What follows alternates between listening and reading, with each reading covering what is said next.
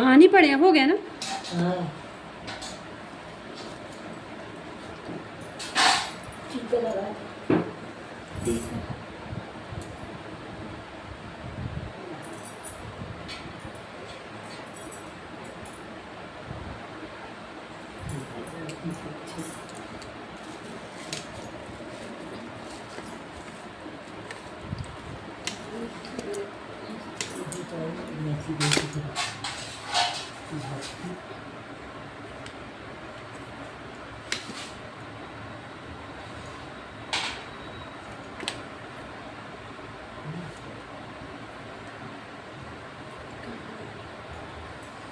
हर्षद मैया की जय।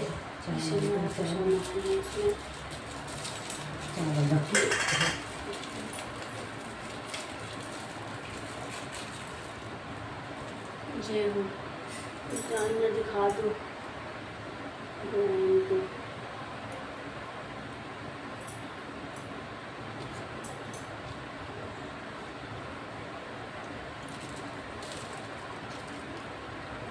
कुछ था थी पूजा में लगता है कह रही थी चढ़ता हो बांस है शायद मेरे को लगता है बांस।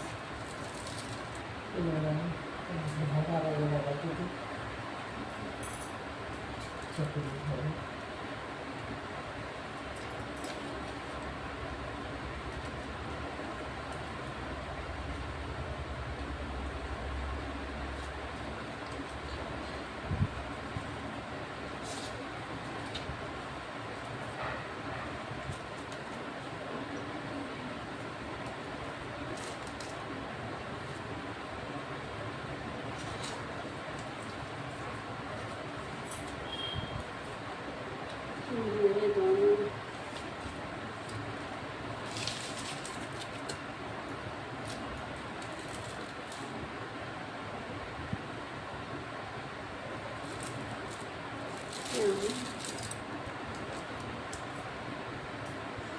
मोती होती काली वाली की पता क्या अलग से आती। हाँ वो तो उसमें दिए चढ़ाने चाहिए चढ़ती हो हो सकता है चढ़ाती है मैंने तो लगा दे थोड़ी सी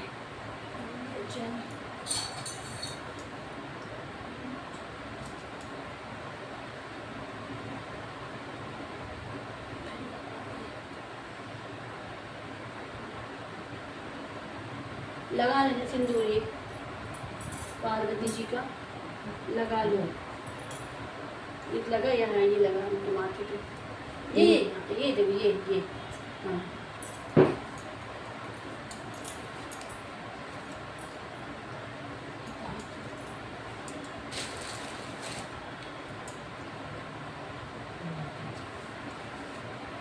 वो आरती के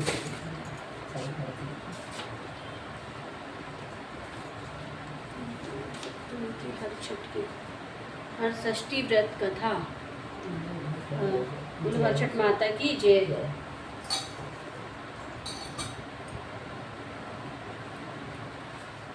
दोहा लिखा है सबसे पहले सुमरी भवानी दाहिनी गणपति को सिरनाए हर षष्ठी व्रत की कथा कहो पुराण विधि गाय। एक समय राजा युधिष्ठिर ने भगवान श्री कृष्ण से कहा कि आपने संसार की भलाई के लिए ही अवतार धारण किया है। इस समय सुभद्रा और द्रौपदी अपने पुत्रों के मरने से शोकाग्रस्त है तथा अभिमन्यु की स्त्री उत्तरा का गर्भ भी अश्वत्थामा के ब्रह्मांड से खंडित हो गया है। अतः हे प्रभु आप ऐसा व्रत दान अथवा उपाय बताएं जिससे कि माता पिता शोक से दुखी ना हो और उत्तम दीर्घायु तथा स्वस्थ संतान उत्पन्न हो। यह सुनकर भगवान कहने लगे कि हे राजन मैं तुमको एक व्रत बतलाता हूँ जिसको नियम पूर्वक करने से खंडित गर्भ भी जीवन पा जाता है तथा संतान दुखी नहीं होती है। श्री कृष्ण ने कहा कि हे राजन प्राचीन काल में सुभद्र नाम का एक प्रसिद्ध राजा था। उनकी पत्नी उनकी रानी का नाम स्वर्णा था। उनके एक हस्ती का नाम प्रतापी पुत्र था जिसने अपने नाम से हस्तिनापुरी बसाई थी। राजपुत्र एक दिन धात्री के साथ गंगा जी स्नान करने गया और गंगा जी में जल क्रीड़ा करने लगा। इतने में ही एक ग्रास उसे जल जल में खींच ले गया। यह सुनकर रानी सुवर्णा बहुत दुखी हुई और क्रोध में उसने धात्री के पुत्र को जलती हुई अग्नि में डाल दिया। पुत्र शोक में राजा और रानी अपना राजपाट छोड़कर जंगल में चले गए। वह धात्री भी अपने पुत्र शोक में किसी निर्जन वन में चली गई। वह धात्री वहां एक सुनसान मंदिर में शिव जी, पार्वती, कार्तिकेय तथा गणेश जी की पूजा करने लगी।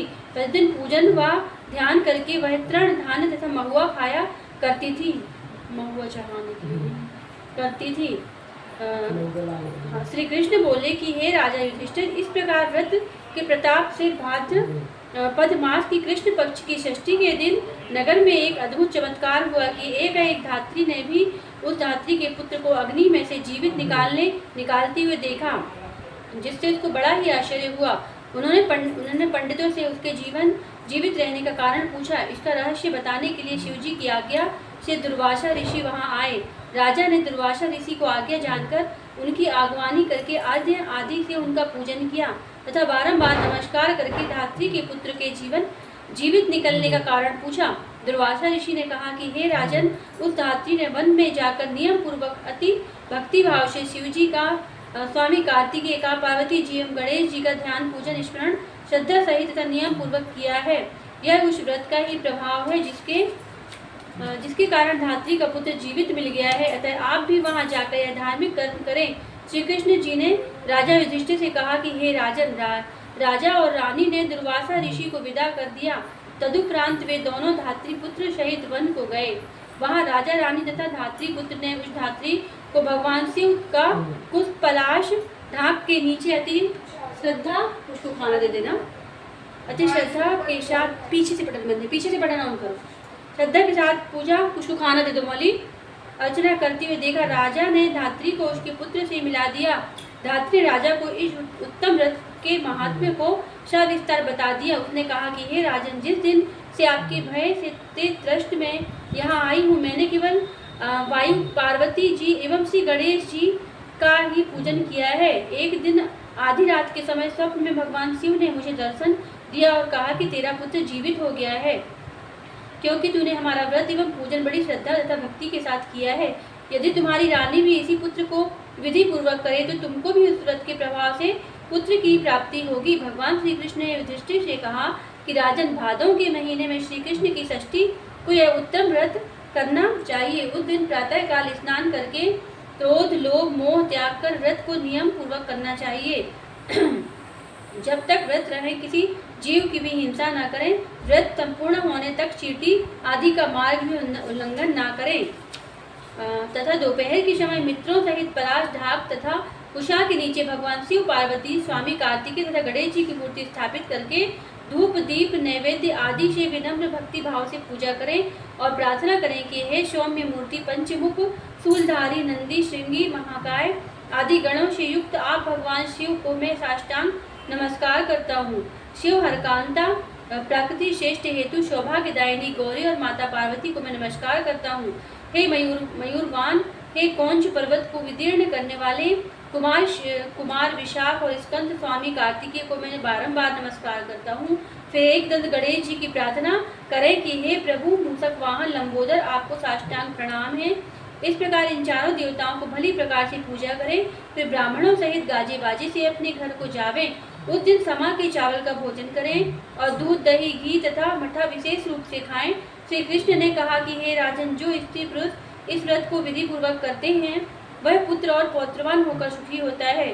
धात्री की ऐसी बात सुनकर राजा रानी ने विधि पूर्वक इस व्रत को किया, जिसके प्रताप से वह राजपुत्र शीघ्र ही ग्रास के गले से निकलकर बोलने लगा। यह चमत्कार देखकर राजा रानी ने भगवान शिव के चरणों में नमस्कार किया। इस व्रत के प्रभाव से राजा को और भी कई आयुष्मान पुत्र प्राप्त हुए तथा राज्य में अनावृष्टि, महामारी, दुर्भिक्ष आदि के उपद्रव दूर हो गए और राजा अनेक वर्षों तक निर्विघ्न राज्य करते रहे। श्री कृष्ण भगवान ने कहा कि हे युधिष्ठिर, यदि उत्तरा भी इस व्रत को नियम पूर्वक करे तो उसके सब दुख दूर हो जाएंगे। अश्वत्थामा द्वारा खंडित किया हुआ उत्तरा का गर्भ इस व्रत के प्रभाव से हिलने डुलने लगा तथा वही राजा परीक्षित के रूप में प्रकट हुआ। इस व्रत के करने से वंश स्थिर होता है इस प्रसंग को भगवान कृष्ण ने राजा युधिष्ठिर से कहा तथा दुर्वासा ऋषि ने राजा सुभद्र से कहा कि हे राजन, इस व्रत को करने के उपरांत फिर उसका शास्त्रोक्त विधि से उद्यापन करें। उद्यापन में स्वर्ण, महिषी, गौ और वस्त्र ब्राह्मणों को दान में दे। सोने चांदी की मूर्ति बनवाकर वेद पाठी ब्राह्मणों सहित उनकी पूजा करें। दुर्वासा ऋषि ने कहा कि हे राजन, जो भी मनुष्य यह व्रत करता है उसके सब कार्य सिद्ध होते हैं, पुत्र पौत्रों की प्राप्ति होती है तथा शिव लोक में उसकी पूजा होती है। बोलो हरषष्ठी माता की जय। बोलो शंकर भगवान की जय।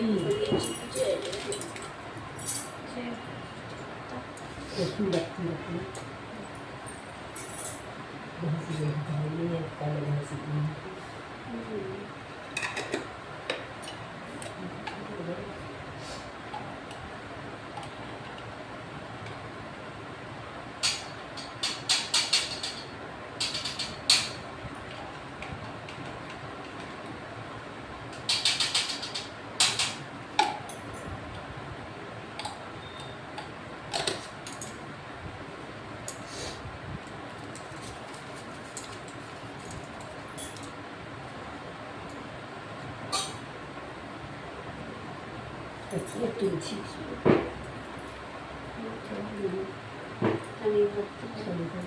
चढ़ा दिया था,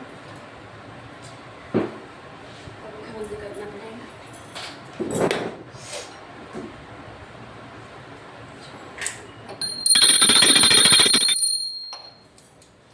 इसमें जल उतारना है भी, मतलब बाद में जल उतारना पड़ता है ना। पपड़िया में हाँ, ये सबका ऐसे भोग लगा के चलो घुमा दे। पपड़िया में जाएगी, इसमें तो डाल सब गाय को तो जाएगा ही सब।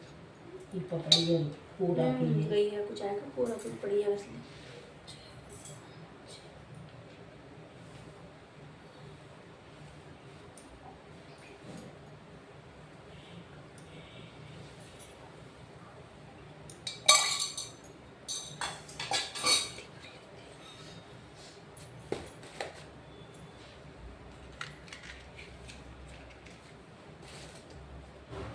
ओम जय शिव ओंकार।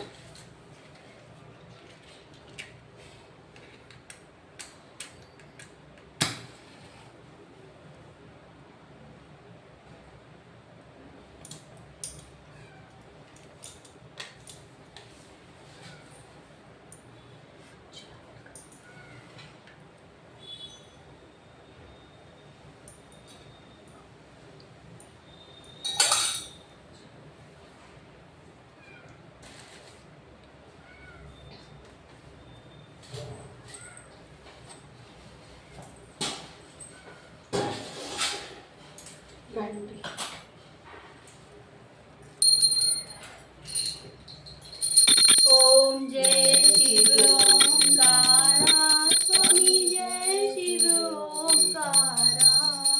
ब्रह्मा विष्णु सदा शिव अर्धांगी धारा। ओम जय शिव ओंकारा। एकानन चतुरानन पंचानन राजे, शिव पंचानन राजे। हंसासन गरुड़ासन वृषवाहन साजे। ओम जय शिव ओंकारा। दो भुज चार चतुर्भुज दस भुज ते सोहे, शिव दस भुज ते सोहे। तीनहु रूप निरखता त्रिभुवन जन मोहे। ओम जय शिव ओंकारा। अक्षमाला वरमाला मुंडमाला धारी, स्वामी मुंडमाला धारी। चंदन मृग मदलोचन भाले शशिधारी। ओम जय शिव ओंकारा। करके नाथ कमंडल चक्र त्रिशूल धरता, शिव चक्र त्रिशूल धरता। जग करता जग हरता, जग पालन करता। ओम जय शिव ओंकारा। ब्रह्मा विष्णु सदा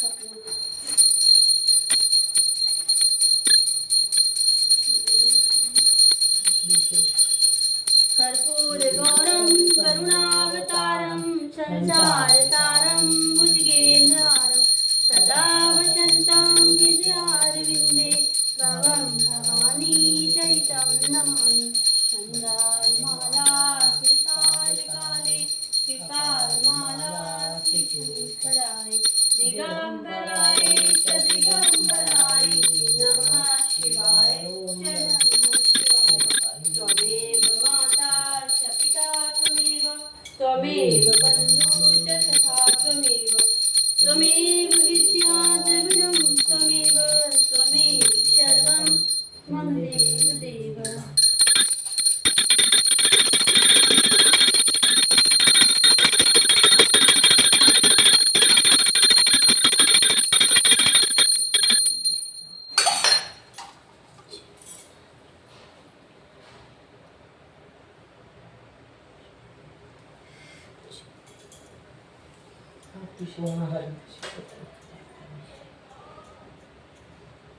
आरती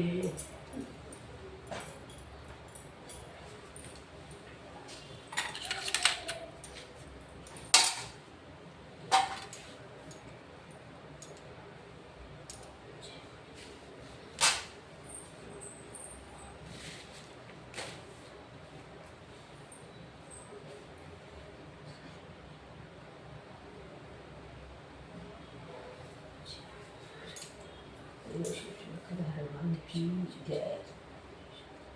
श्री विष्णु